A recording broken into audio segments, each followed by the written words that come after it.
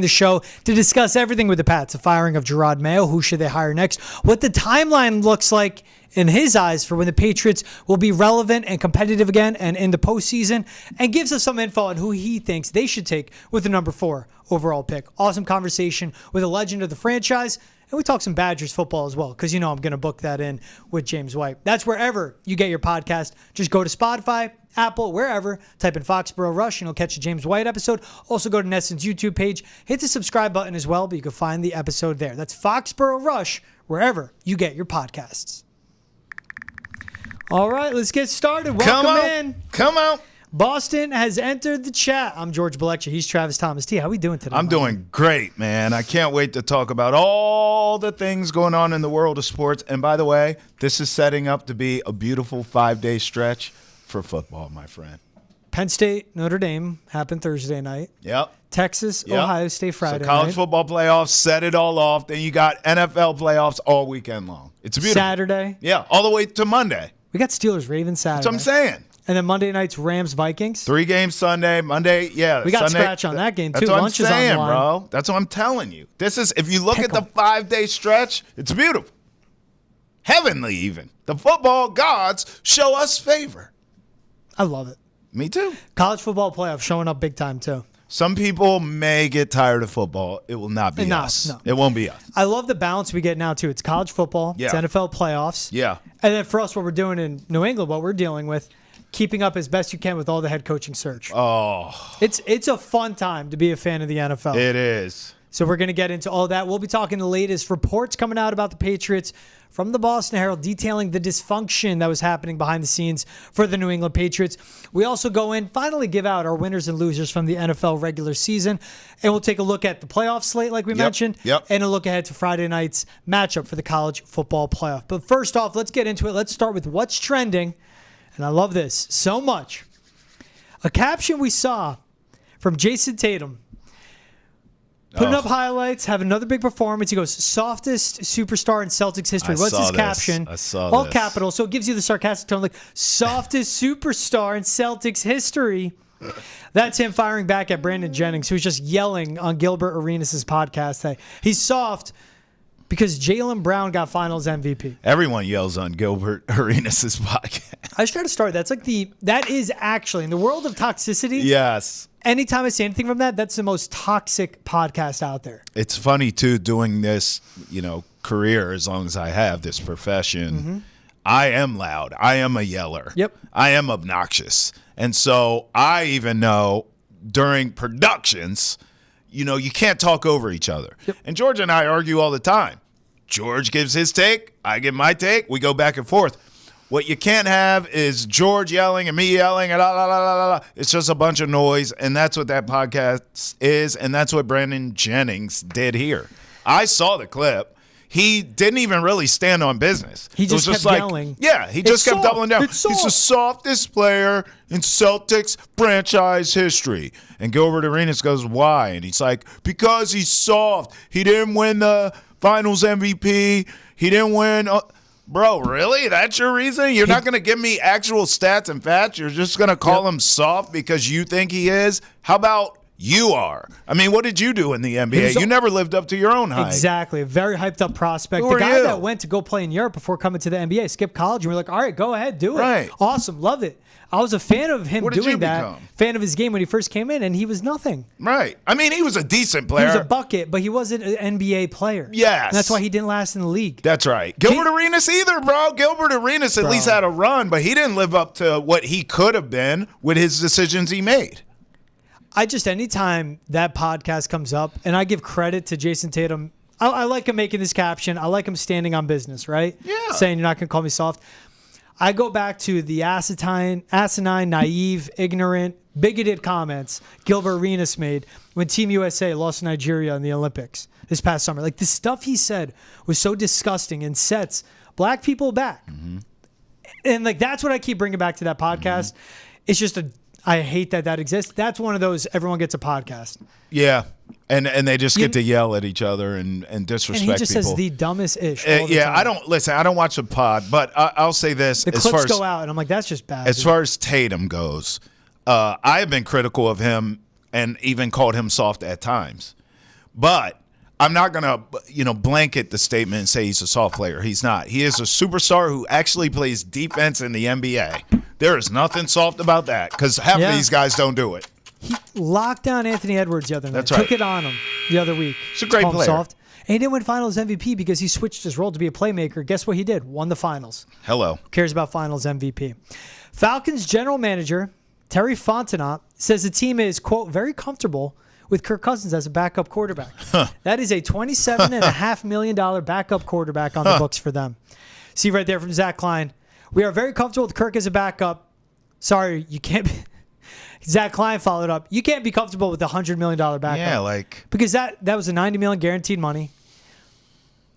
Dumb to say, but I get it. Yeah. Where you're going to live with him as your backup right now. He could either be a post June 1st cut, which lays out the dead money over 2 off seasons, or you keep him as your backup. Quarterback goes down in camp or during the regular season. Team needs it. Before the deadline, you trade him. You're going to have to eat some of the money. You're not going to get the best return, but you could live with him as a backup because he still is an asset, especially second season from an Achilles injury. He's not going to be a backup. Okay, this Not is for the whole season. It's not going to happen. It's just not going to happen. I don't believe they're comfortable with it. I think that's the wrong word. I think they can afford to do it because Michael Penix ain't making any money. But I just don't think this is going to happen. They're going to want to do right by Kirk. Yes. He wants to play. He's not washed. What happened is he had an Achilles injury, and we've seen this across sports. It takes guys 2 years to truly come back to being themselves from that injury. I believe next season, not saying Kirk will return to his original status. Maybe he will, maybe he won't. But he at least health-wise will be able to do that. I wrote this down. Teams that need a quarterback, if you can get a Kirk Cousins for pennies on the dollar, whether you trade, give up a 6-rounder, or they do cut him post-June 1st, and maybe, you get him for cheaper, Giants, Titans, Browns, Raiders, Jets, all these teams need quarterbacks in a quarterback-weak draft. So even if you take one, Kirk Cousins would be a tremendous insurance policy. Again, you're not paying that big bill. And then I told you before, the 49ers I'm throwing in there as well because of the Shanahan love for this guy since coming into this league. Brock Purdy, under a contract situation, it feels sketch. Maybe I don't know what you do there. Do you let him walk and you take Cousins? Do you franchise him? You can work something out, but I think the Niners are a dark horse as well for Cousins. Like what we got with the Patriots of the in-depth reports behind the scenes, I would love to know what the timeline was of that front office, where right after Kirk Cousins tears his Achilles, they give him the guaranteed money. Right. When did they go, we're going to draft Penix? Was it before they paid Kirk Cousins? Right. Fair. Because if you see something like that, and Kirk Cousins, Michael Penix was an experienced, older prospect. So he was seen as a guy that can play his rookie year, which he did. Can't really throw it to his right yet. He's a lefty quarterback, but whatever, you develop him. Just them putting themselves in this spot where Kirk was down to come. Remember, there was collusion with how they traded for him and got him and extended him. Yes. The amount of guaranteed money they gave him was just asinine. Yeah. It made no sense. At the buzzer! Speaking of dumb front offices, Andrew Callahan and Doug Kyde. I see what you did there. Put out Inside the Patriots 2024 season of the Boston Herald. A lot of good scoops on this one. Andrew Callahan always does this after every season in a good way. Paints a picture behind the scenes of what led to the dysfunction of the Patriots. We've seen 3 straight seasons of this. So they spoke to several sources across all levels of the Patriots football. They agreed to remain anonymous. Some described it as an arrogant rookie coach who couldn't get his arms around the job and majored in mixed messages. I want to go with this report from them. Okay. After Alex Van Pelt was hired, the Patriots were slow to fill out their staff. Van Pelt was hired, and they leaned heavily on EVP Elliott Wolf to find new assistants because Elliott Wolf was with the Packers and Browns. That was the Alex Van Pelt connection. Had a bigger network. So Elliott Wolf was really in charge of hiring the coaching staff because Jerod Mayo, 5-year coach, 8-year player, all New England, doesn't have all the networking you need to build out a staff. That's right. So they had a first-time head coach, OC, DC, special teams coordinator, wide receivers coach, linebackers coach, and offensive line coach. Their offensive line couldn't block. Their linebackers couldn't tackle. Their wide receivers couldn't get open. And their defense couldn't play defense. So good job, Elliott Wolf. Say all that to say this. There was an Elliott Wolf quote where he basically said, we were really relying a lot on internal development, and we didn't get it. Threw his coaches under the bus. One thing he did was name drop Jalen Polk. So Elliott Wolf helped hire Tyler Hughes, who had no actual wide receiving coach experience. He was a head coach in JUCO and in D2 football. When he was a head coach in JUCO, D2 football, 3 seasons, 5 wins, 28 losses. What? And think about it. Jalen Polk was a non-factor. Javon Baker, non-factor. KJ Osborne regressed to the means. In the reports, Tyquan Thornton showed up late to the facilities 2 days before he was cut because he basically was mentally checked out. Yeah, he was done. This was a lot of great reporting by them, but a lot of the front office trying to throw Jerod Mayo under the bus, and I didn't like that. Well, of course they're going to throw him under the bus. Jerod Mayo's not without blame. Right. Exactly. That's why. It's easy to throw him under the bus and not so easy to throw Elliott Wolf under the bus because he's still sticking around, which is why I told you they should have got rid of Mayo, all this staff, and Elliott Wolf, because these reports that we're talking about, I think the most damning stuff is on him. A lot of this stuff, if we didn't know it already through rumor, we assumed with Jerod Mayo. I mean, we could see the product on the field. He looked lost the whole time. He was in over his skis to begin with.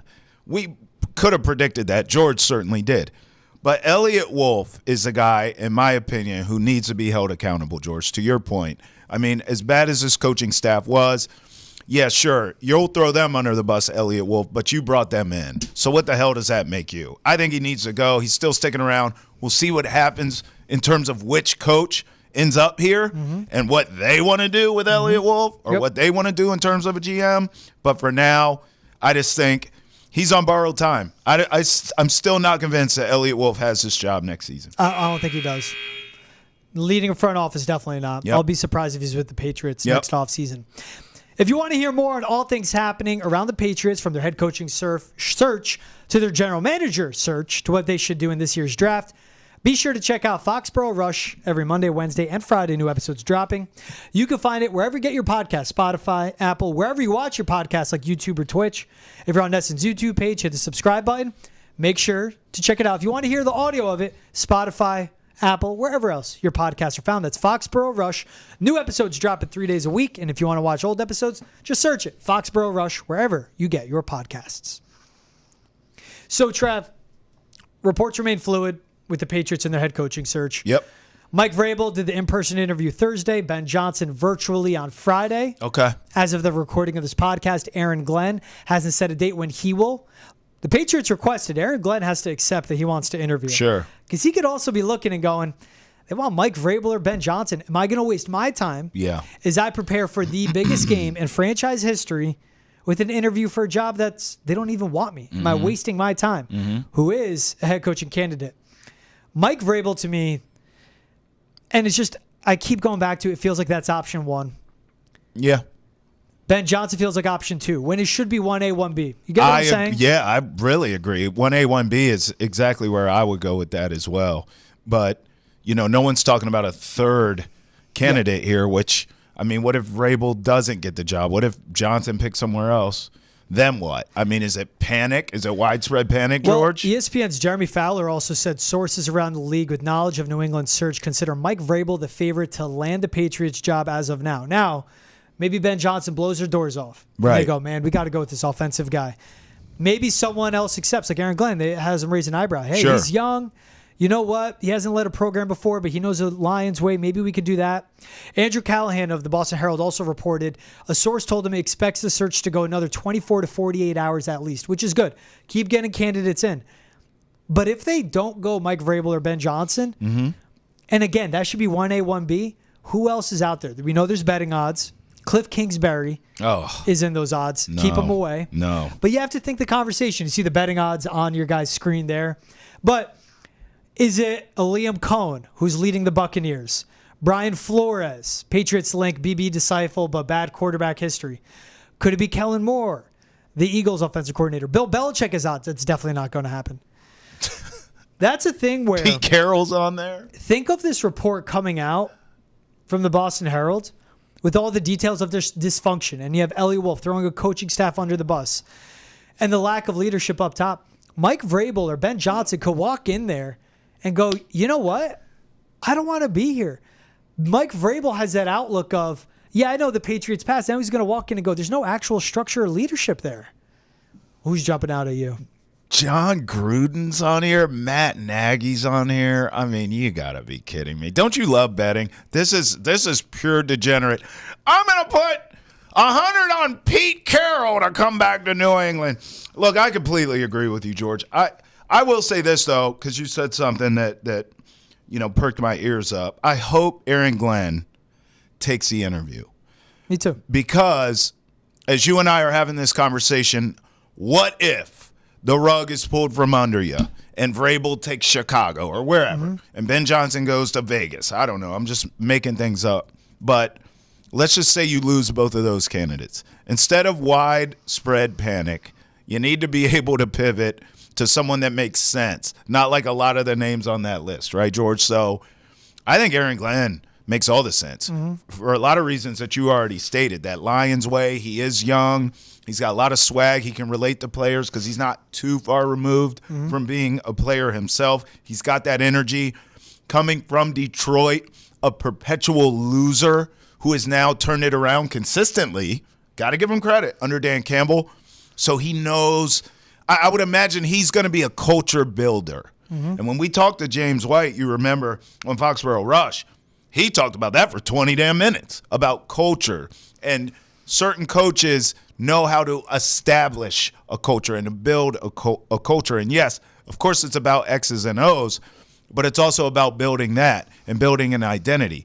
I would think, and Aaron Glenn, even as a rookie head coach, should be able to do that. The other thing I don't think that's getting talked about enough as it pertains to Aaron Glenn is the credit he deserves for the X's and the O's. Think about this.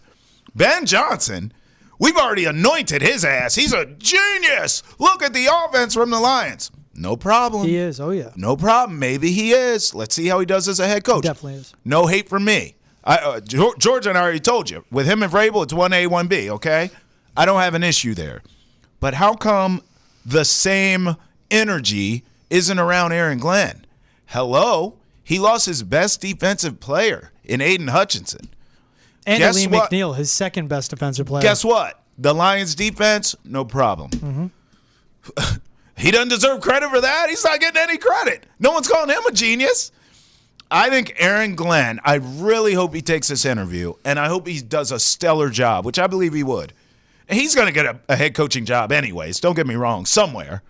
But I hope he takes a New England interview because right away, I don't care about some of those bozos on that list, Aaron Glenn would be my bona fide third option. Now, we agree, Vrabel 1A, Ben Johnson 1B, but then Aaron Glenn would be next on my list, and I would be fine with that. Even though he's defensive, it's not really the direction I want to go in. Yeah. I would be fine with Aaron Glenn as the backup plan to the backup plan, as it were.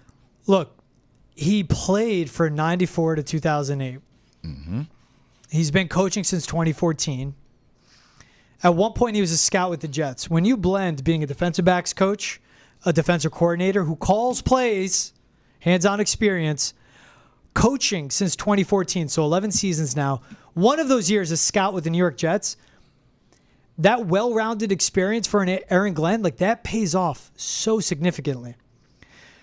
He saw how a team was built. It's the same thing I say with Ben Johnson.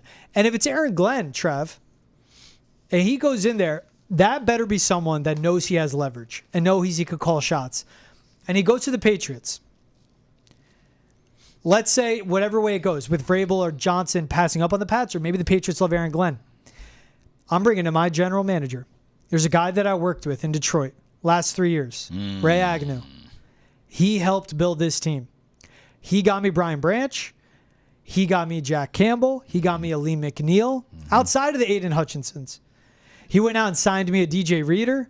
He knows drafting. He knows free agency. Let's bring Ray Agnew with us. He learned from the Rams. He's been with me in Detroit. Let's bring Ray Agnew. I'd be all for that. The question I have, and it's why I like a Ben Johnson, right? Yeah. You get Ben Johnson, you get the playbook. Who's the defensive coordinator? I go Christian Parker, the D-backs coach for the Eagles. I'd love to see that, right? Yep. That's where I go. If you get Aaron Glenn, who is going to be the play caller? Who's the offense? And we think that way with Vrabel, too, to be fair, George. You know what I like, though? If you get Mike Vrabel, I feel like you're stuck getting Josh McDaniels. Okay. This is ownership Yeah. that calls more shots than we're led on to believe. Sure. You get Aaron Glenn, Clint Kubiak. Saints just fired Dennis Allen. Clint Kubiak should be the hottest name for a potential offensive coordinator out there on the market. You could actually bring two guys from the Saints, but I want to start with him. He learned under Kevin Stefanski in Minnesota. He was with the Vikings in 2021. Hello, Kevin O'Connell. Yep. Learned from him. Yep. Went to the Broncos as a passing game coordinator. Don't love that he was around Nathaniel Hackett, but you know what he learned that year? Called plays in the interim. Yeah. And he learned how not to be a head coach. He learned Right. how not to coach, which is just as important as learning how to. That's right. From there, he learned from Kyle Shanahan and leading the Saints offense. The only good thing about the Saints this year was their run game. Mm-hmm. A lot of play action, which Drake May is great with play action. Hey, you help out your second-year quarterback at that point. Sure. He has a tangible experience. If it's an Aaron Glenn, with him, bring a Clint Kubiak. Yeah. Bring that play calling. And you go to Clint Kubiak. Who did you like with the Saints? Aaron Glenn, again, build out your coaching staff. Sure. Darren Rizzi. Mm-hmm. He was a Saints special teams coordinator, was the interim head coach once Dennis Allen was fired. He's been in the NFL since 2009. Around special teams, he's been an associate head coach in the past and an assistant head coach along with being coordinator. Mm-hmm. Aaron Glenn, first-time head coach, you need to give him head coaching experience around him. Yeah. And maybe this would be crazy. It's Aaron Glenn's defense. I don't see this would be the role he would go with. Is a Robert Saleh there? He's interviewing for head coaching jobs right now, too. 3.5 years of head coaching experience. Yeah. Really good DC. Yeah. There's ways you can build around the staff. So to me, it could be an Aaron Glenn. I go Liam Cohen. If it's Liam Cohen, who comes from the Sean McVay coaching tree, offense, not as much NFL coaching experience. I don't love him as much of an Aaron Glenn. Yeah. But hey, he kept that Baker Mayfield resurgence going on. Yes, he did. You bring in a Liam Cohen, then you bring a Robert Saleh, right? Right. Surround him with that. Could it be Brian Flores? I don't. Defensive minded. Okay. But he still has that stank of Tua around him. I don't think the Crafts want to bring in someone that has that baggage. Okay. Now, he's going to be on his best behavior out of what happened. Hey, it was with the Steelers and the Vikings. With his first stint as a head coach with Miami. Yeah. But remember, that's you're going a little more Belichick-y in there. And that's why he's I a don't think little they go prickly. Flores. Yep. He's a little grumpy. I Yep. do think he learned from the Miami experience, so he won't be as much of that. But some of this stuff is personality, okay? Yep. You are who you are. Yep. And you were that way before you got here. Yep. So be you. At the end of the day, though, I would think Robert Kraft wants to shy away from that personality-wise. And that's why I go Aaron Glenn, who personality-wise appears to be better than that in that sense. You're not going to get the prickly stuff and the standoffishness from Aaron Glenn that you will from Brian Flores. Hey, although I think he'll be a fine head coach. What's the issue that we saw from this Doug Kyte and Andrew Callahan report? Accountability. Yeah. There's that clip going around of Aaron Glenn from Hard Knocks ripping his defense to shreds. That's right. Accountability. That's right. And we saw how good this defense was. One other one I go with, too. Maybe a Kellen Moore. Eagles offensive coordinator. They struck balance. Yeah. Yes, he's young. I know. I think he feels he's coordinator. 36. Yeah, he feels a coordinator. Like he hasn't done anything yet to push through. Was with the Cowboys. Yeah. Was with the Chargers in a deadbeat season for Staley. Now with the Eagles, though, that turnaround they had. Sure. Start of the season to now. Mm-hmm. These are the names you got to toss out there. There's a Kliff Kingsbury. No, I'm out on that one. That's a coordinator. Listen, all these guys 45. will get chances. Cliff's going to get another chance to be a head coach. I just don't want him to be here. He's young enough, George. Yeah. And it may work. We don't know. We don't have a crystal ball. I know I'm bald, but I can't see that much of the future. Mm-hmm. Kingsbury, I don't want to slander Kingsbury here, who I do like, George. And I do think he will be a head coach in this league. I can't have it now. Not with what we just went through with Jerod Mayo. I can't have it. Yeah. Let him learn, take his lump somewhere else. And guess what? Maybe he's a Josh McDaniels. Mm-hmm. Maybe he's a guy that just can't be a head coach. Fine. Let someone else deal with that. Let the Jets or somebody deal with that. Right now, the Patriots cannot miss on this hire. They can't. And that could be a miss. You can't take the chance. On Kliff Kingsbury. Yeah. He went in 4 seasons with the Cardinals. He had 1 winning season. Oh.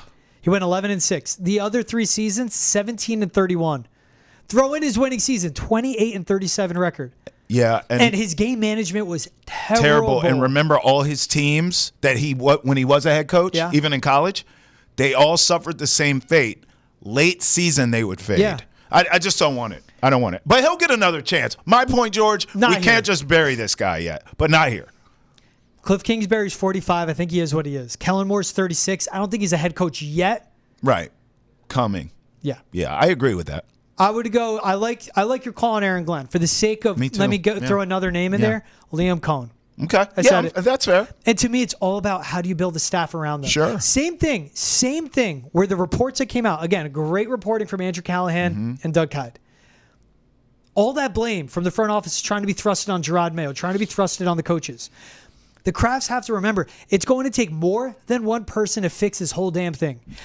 One person is the most important person in all of it. It's Robert Kraft. How much does he want to invest? Yep. But he has to invest in more than one person. Mike Vrabel alone won't fix it. Aaron Glenn alone. Ben Johnson alone. A new GM alone won't fix it. They have to invest. And to circle back one more time, this is what my fear is. Mike Giardi put out a report. 6 league execs all said Vrabel when he asked who he thought the Pats process would lead to. After they already did the Rooney Rule. He also tweeted, he circled back with a few of the people. Nothing has changed. League-wide, the belief is it's Vrabel or bust for the Patriots. Or bust? Yes. Come on. It's the most Robert Kraft thing. And to me, my issue with that is you have to have a full-on search. Yeah.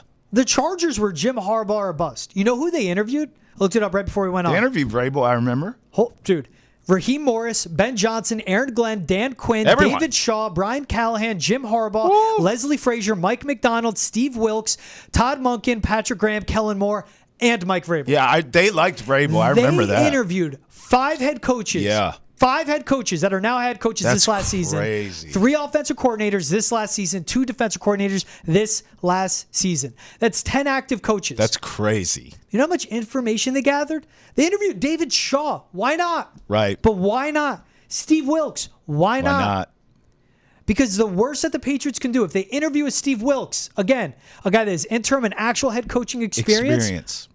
Yep. Hey, you bring in Ben. Steve Wilkes is a good DC. Yep. Ben Johnson, your OC. We think we're going to bring in Steve Wilkes. Yep. All right, Yep. sounds good. No, that's well said. And it also, low-key, I know this, we're not talking about the Chargers, but also shows you how great Jim Harbaugh is.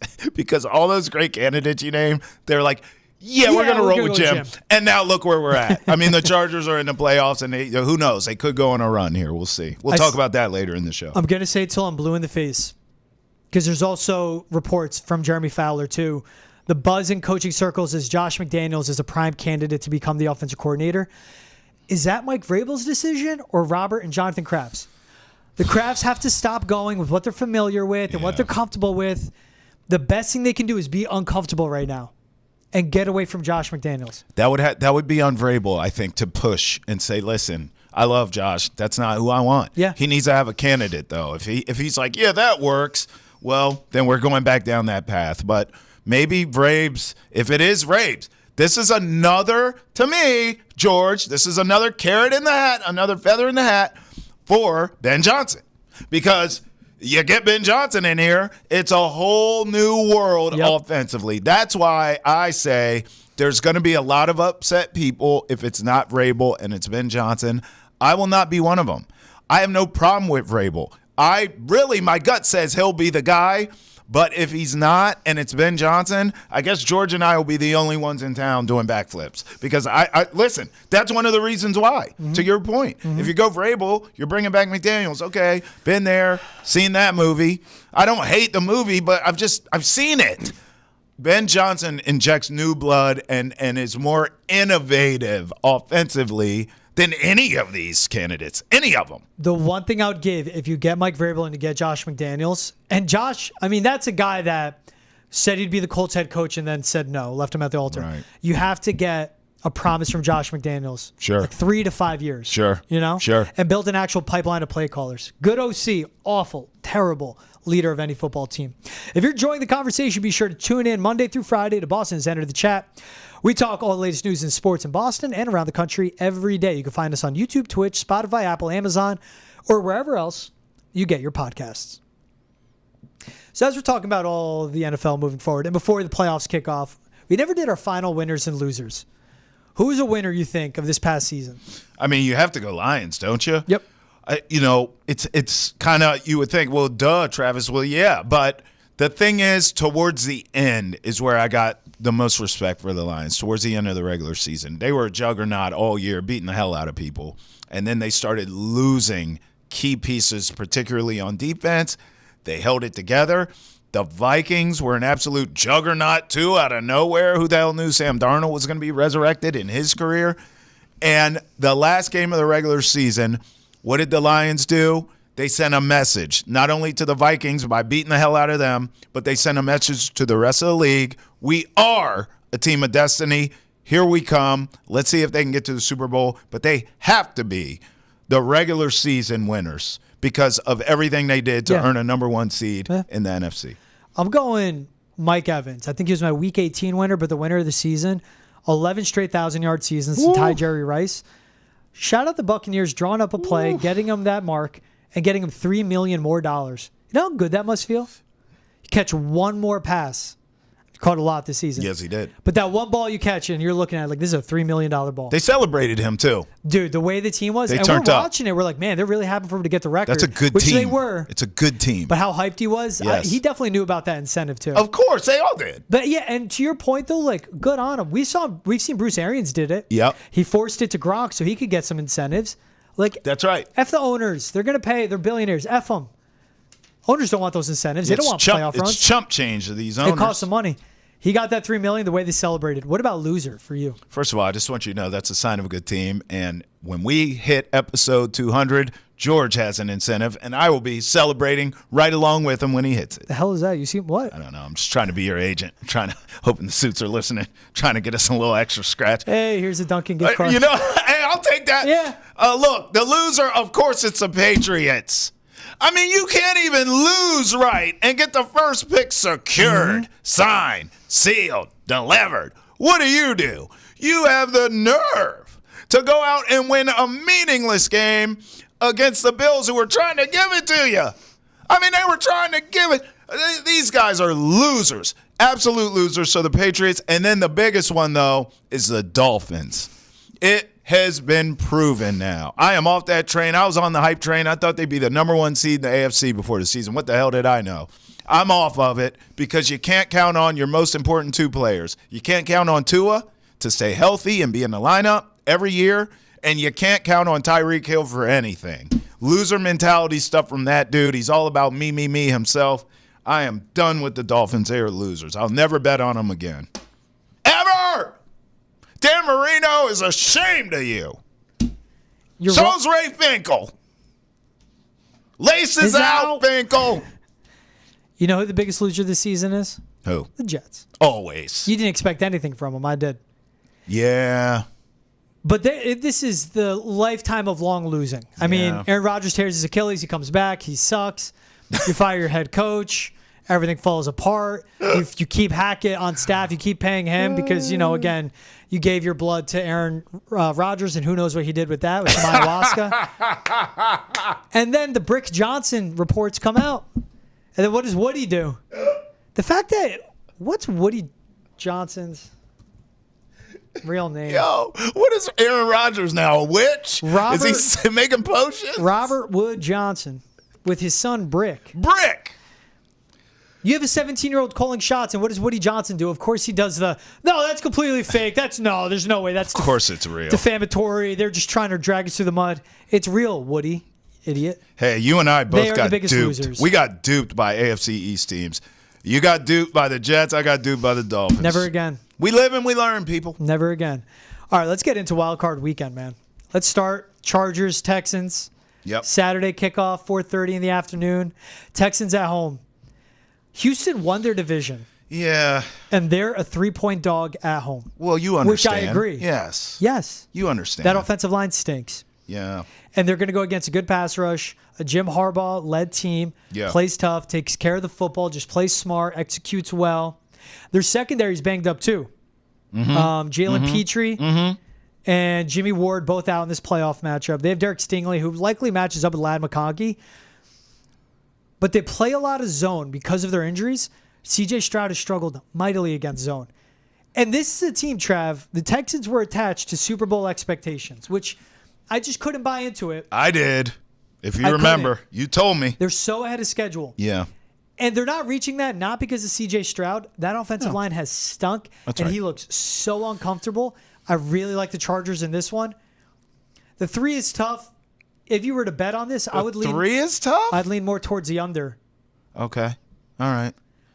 I still have my worries, taking a lot of sacks Herbert does, but I just like Chargers in this Boy, one. we see this one differently, but I'm going to give you props because you hold warned on. me. Real quick, You I warned was not me. with you. I was not with you. You weren't.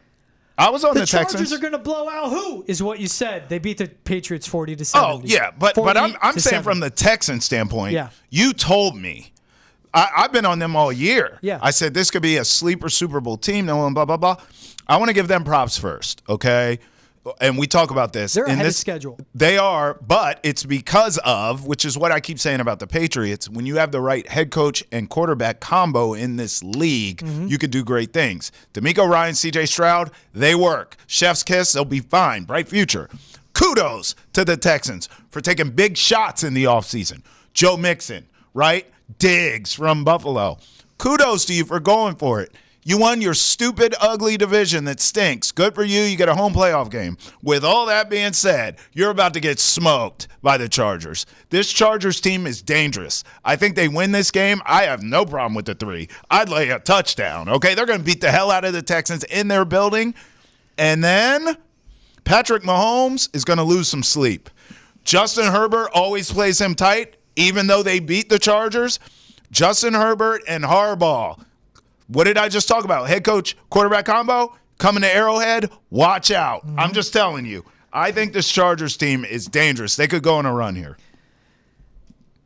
Steelers-Ravens. The nightcap on Saturday.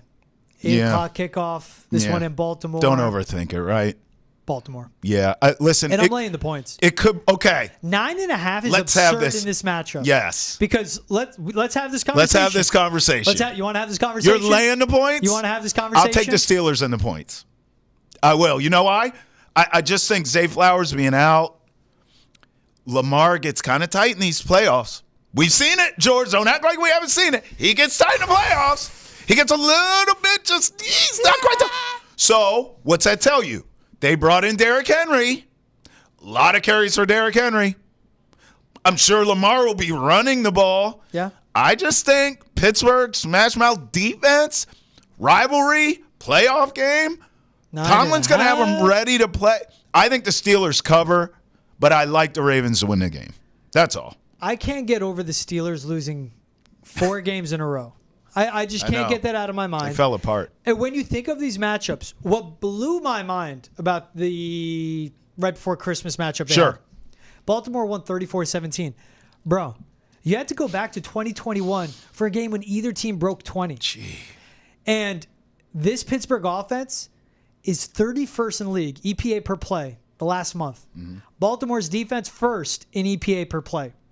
Expected points added per play. So literally every time they snap the ball, are you getting more than what you're expected, what the play went? Baltimore's not giving an inch, while Steelers are giving up a ton, right? They're leaving a lot of yards, just success and efficiency on the table. Yes, Zay Flowers is out for the game, but the heavier personnel is not the worst thing for this Baltimore offense. Pittsburgh's built to stop the pass. They're built to pass rush. TJ Watt's great, Cam Hayward's great, but when you get to like the Nick Herbigs of this pass rush, like those are lighter guys, not as big, sand in the pants, more built to pass rush. You go bigger personnel when you have a Mark Andrews, and I know Isaiah Likely is just a big receiver, but bigger bodies on the field with Derrick Henry, I think it spells trouble for Pittsburgh. And how good this Baltimore defense has been, I don't think Steelers get it right. Like Russell Wilson hit a wall, man. You think we could see Fields in this game? No. Maybe next year. Because that's so far gone. Doesn't take care of the football that well. Yeah. Doesn't throw inside the numbers. Like I think there's such a limit to him. I think Mike Tomlin, being Mike Tomlin, he's going down with the ship, going down with his captain, Russell Wilson. Okay, so you're taking Ravens blowout. I'll take the Steelers in a closer game than we think, but I'll take the Ravens to win. If you could get it under 10, I like that number. Okay. All right, here's your boy now. Bo, listen. Sunday, 1 p.m. I know. Bo at Buffalo. You know what, bro? I'm not even going to lie. I argued with you all year about some damn Bo Nix and telling you to put some respect on his name, and then I'm going to be so disrespectful to this kid. I just wish it was Joe Burrow. I don't even want to see Bo. I wish the Bengals had figured it out and got the hell in here so I could get some Burrow. Bo Nix is going to get his ass whooped. That's it. I'll be fast. Bills by 1,000. Thanks for playing. I mean, the future's bright in Denver, but we know what's about to happen. This game's intriguing because Bo Nix being, I always talk about it, his anemic air yards per attempt, throws it underneath, got a little pea shooter for an arm. No, he can throw it deep, but he doesn't. The Bills' defense has had trouble with that all year. And if you keep passing it short, keep running the ball, eats up the clock, slowly move downfield.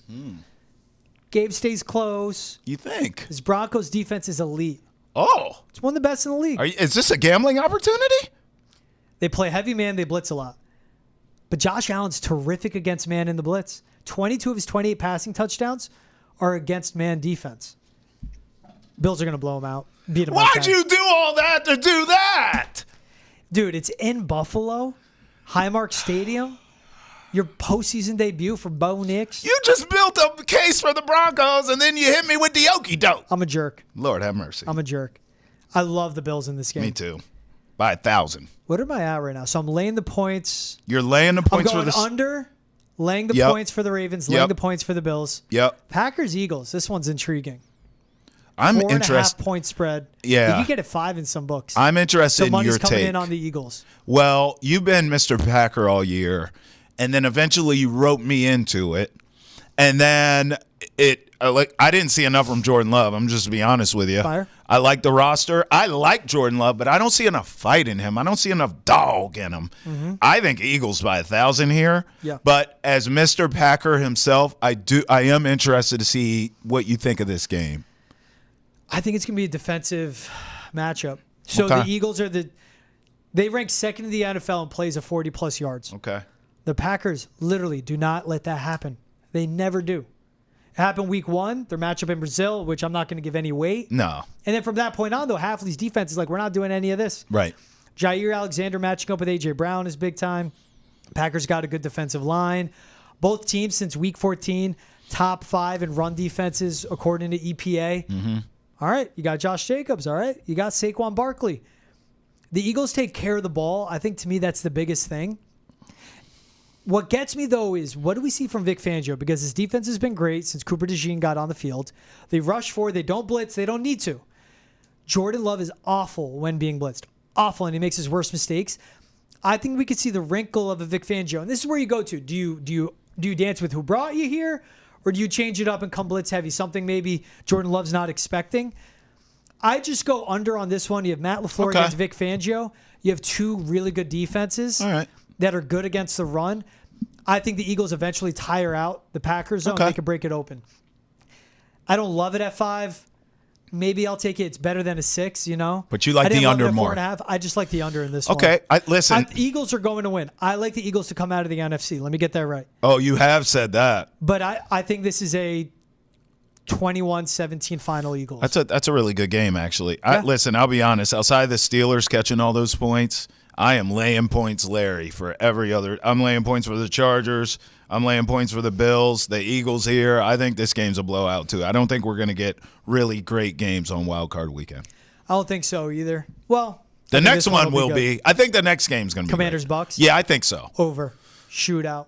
Secondaries are banged up. Okay. Dan Quinn's defense is always good. They'll force Baker to hold the ball longer than he should. Yeah. But I don't know who's going to be there for Tampa. I don't know who's going to be there for Washington. Washington's defense is bad as is. Yeah. You got 2 gamers at quarterback. Bro. I'm just going over on this one. I think this game hits the 60s. 34-31 final. All right. Well, Commanders. Okay. I was going to say, someone's got to play a side here, and I'll go Bucks. I got to make a pick. I'll go Bucks. I'm taking the Bucks here. I just think they're such a cohesive unit. Yep. Jaden Daniels is good enough to where he can single-handedly take over a game. Yep. So, obviously, if he gets hot, there's no rookie jitters for his first playoff game. It could be a problem for the Bucks. But I like the groove they're in. We talked about how they celebrated Mike Evans getting some money. And then they won that stupid, ugly division of theirs, too. So, I just think this is a cohesive unit. Baker Mayfield, we know, as George said, gamer, chip on his shoulder, and then a Super Bowl winning coach in Todd Bowles. I like the Bucs here. Last time they met, the final was 37-20. Tampa won. But I think it's going to be a shootout this time around. Washington will put up more points for sure. Yeah, for sure. Banged up secondaries. All right, so real quick. The NBA season is here, and the big question is, will the Celtics repeat and claim banner 19? You can find everything about the NBA and its culture on Nesson's Basketball Podcast. Hold My Banner, available on YouTube, Spotify, Apple, Amazon, wherever else podcasts are found. If you're watching Nesson's YouTube page, hit the subscribe button as well. You think Texas-Ohio State's going to be interesting? I think it's going to be the greatest game Texas has ever won. Whoa. How about that? How's that for a... So you're saying upset. How's that for a title? Yeah, I'm saying upset. Why? I got 5 reasons why. First of all, I think Sark's a better coach than Ryan Day. Okay. I think talent, 5-star talent-wise, is equal on both sides. Texas is just as talented as Ohio State. Mm-hmm. I think Texas, in their wins that felt like losses to both Clemson and Arizona State, who were similar games where they just let up and the other team came back and made it a game. I think they can learn from that, and that's sort of leaning to my Sark's a better coach thing, teachable moment type stuff. I think we'll see a more buttoned up Texas Longhorn than we've seen so far in these playoffs. Mm-hmm. This is a home game for the Longhorns being played at Gerald's World. No one talks about that. Crazy. That's advantage Longhorns. And then finally, I think the Buckeyes haven't been tested yet in these playoffs. Yeah. They beat the hell out of everyone. Game's over by halftime. Mm-hmm. And I talked about this with you with Penn State. I feel like I want to see Ohio State be tested a bit. How will they respond? I don't know for sure. Maybe they'll respond great. But I'll take the chance on Texas being in this game, getting that momentum, getting that confidence, believing in themselves. Those are my 5 reasons why I'm taking Texas for an upset here. Give me 34-30 Horns. Hook them. Ohio State. Why? I get the similarities in the 5 stars, and I really think it does come down to Ohio State has the best player on the field. It's Jeremiah Smith, which is absurd to say about a freshman. He is awesome. He's 6'3", 220, moves great before and after the catch. Cheat code. And Texas has an NFL corner on their side in Jahdae Barron. Yeah. He can't match up with a guy like Jeremiah Smith. And then you have him and Emeka Egbuka. Right. Say if Jeremiah Smith is draft eligible, he'd be a top 3, top 4 pick. Right now. And then Emeka Egbuka is a top 20 pick. Yes. So just think about that. Yeah. The best thing, and Ohio State, what kills Buckeye fans, they cannot credit a natty this year without giving thanks to Michigan. Because Michigan went into their place, kicked their ass, and it got all of them to wake up and go, sure, let's just be who we are. Yeah. We're not tough up the middle. We're not gritty, but we're terrific on the outside. Right. This Texas defense is great on their front 7. They're great inside. A good defensive lineman, but they can't beat them on the outside. This Ohio State team's dropped 83 points the first 2 games. Ran Oregon off the field. Oregon. Dan Lanning and Oregon. Right. It's a better coach than Sark, in my opinion. Who we thought were going to win the Natty. Both of us felt like Oregon would get it done. Look, Jack Sawyer and JT Tuimoloau on the edge. Yep. You have Tyleik Williams and Ty Hamilton as interior guys on the D-line. Cody Simon, a good off-ball linebacker. And they got good players on the back end. There's a Denzel Burke. They got multiple NFL corners. It's Ohio State. They got NFL players everywhere. They keep Will Howard upright. He gets going early with Jeremiah Smith. I just think this game gets out of hand for Texas. But Jeremiah Smith gives me the confidence on the offensive side. Quinn Ewers' immobility worries me. And when you have a defensive line that is this good, that's where I think Ohio State could take advantage. Okay. Kelvin Banks has showed his faults. So Ohio State team is tough. Chip Kelly got his head out of his ass. I think it's really important. Okay, so give me a score then. Put a number on it. Stand on business. Say it with your chest. Final score. I haven't even checked the spread on this one. Don't tell me it. I got it here. You went 34-30? I went 34-30 Tejas. 42. Oh, over. 31. 42 what? 42-31. Ohio State. Oh, my goodness. What? I think I'm being generous giving Texas that much, too. Blowout? 42-27. Mike, 42-27? Yeesh. Okay, here's the spread. You're laying points, Larry, now. Ohio State -6. Yeah, I'll take it. No kidding. Yeah. 42-27. You better take it. Look, it's weird to say, but there was a report coming out after the Michigan game. Like, Will Howard took a hit early in the game and just wasn't right after that point, and that affected a lot. That's why I say keep them upright. Like, dude, they dominated Tennessee, dismantled Oregon. They're rolling, man. They're confident. They're mean. They're playing inspired football. Ryan Day, a guy that was like, fire him before the playoff even begins. He's about to save his job. Yeah, you win the Natty, you're going to be in good shape. I'll say this, though. Will Howard from the Big 12 days, remember he went to Kansas State, never beat Texas. It needs to be said, 0-3 against that team, against that program. Now, if you're right, you're right. If Ohio State just works them, what the hell can I say? But I will caution you this. If you are wrong, and even if Ohio State wins a game, if it's tight, George, if the score is tight, if we're going into the fourth quarter and it's a tight game, that's where Ohio State could be in trouble because Sark is the better coach. Sark is going to make the adjustments. That's where I think, Sark has an opportunity here to out-scheme a Ryan Day if it's a tight game. If it's what you're predicting, there's nothing I can do. I don't question Quinn Ewers' mental toughness. I mean, the fact that kid has to deal with playing in front of the most popular backup in history of the game. He's a good player. He's good. It's just his immobility. Yeah. And there's times where the ball just doesn't have That's fair. the zip that you need. It's just like, there are times when I'm like, that kid can be an NFL quarterback, and then I'm just seeing the ball leave his hands and just doesn't have that. Yeah, I would agree. He feels like just a guy, but he is. Like him. I think he's a solid. I think he'll be a solid NFL player. Yeah. He may end up being a backup. Yeah. But I think he'll get an opportunity to start in the league, and we'll see what happens. Hey, don't overlook that Ryan Day knows Quinn Ewers. He started in Ohio State. Yeah, that's right. Started out there. That's right. This game's going to be good, but then I think Ohio State pulls away at the end. That's right. We have some breaking news here. Whoa, breaking news. Aaron Glenn rejected the Patriots interview. And I just said how much I want him to take the interview, and he's just not going to do it. It's going to be Mike Vrabel. It's Vrabel. There's our tea leaves. What more do you need? Lions defensive coordinator Aaron Glenn has declined an interview request from the Patriots. Glenn will interview for 5 other head coaching vacancies over the next few days. There you go. He's taking 5 interviews. He's saying no to the Patriots. That tells you. It's Vrabel. Yep. I know. Don't you it's cuss. End of the show. He wanted to cuss, but it's a family program. I saw it. But it's okay. No. We need Ben Johnson to knock them off their feet and make this an actual, we have a tough decision to make. Aaron Glenn is sniffing out. It's not an actual search. Yeah. That's where I'm pissed. It's not good. You end up with Vrabel, fine. I listed off all the people the Chargers went through. Not good. I read all those names off.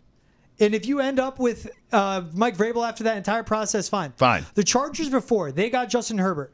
The Chargers before, they got Jim Harbaugh. Raheem Morris, Ben Johnson, Aaron Glenn, Dan Quinn, Mike Vrabel, David Shaw, Brian Callahan, Jim Harbaugh, Leslie Frazier, Mike McDonald, Steve Wilkes, Todd Monken, Patrick Graham, Kellen Moore. 10 active coaches in the NFL this past season. 5 of those were head coaches. The Chargers did an actual search. By Aaron Glenn declining this, he's saying it's fake. They want Mike Vrabel, and I'm not going to waste my time. Right. And the Crafts are wasting another valuable opportunity. They're just making a joke of it all, man. Do the actual thing. Yep. They're just going to end up with Mike Vrabel and Josh McDaniels. You gather information throughout this search. That's right. And the Crafts are not doing that. That's right. They're doing a disservice. This Aaron Glenn, him declining this interview, that pisses me off. Yeah. It's not doing the due diligence, which is a term we've been throwing around this whole time. What's famous in New England? Do your job, right? That's right. Kraft's got to do their job. It's going to take more than one person to turn this thing around. Yep. And they're just going to settle on Josh McDaniels. It'll be interesting. I wonder. And also, keep in mind, this happens right as Mike Vrabel ended his interview. So he must have gotten a call. Right. Aaron Glenn must have gotten a call. And be like, hey, what I'm hearing out of their agents, whatever. It's done deal. Don't waste your time. Due diligence. Got to do it. Thomas and George Balekji. This is Boston Center of the Chat. We'll see you guys with a fresh episode on Monday. Have a good one, everyone.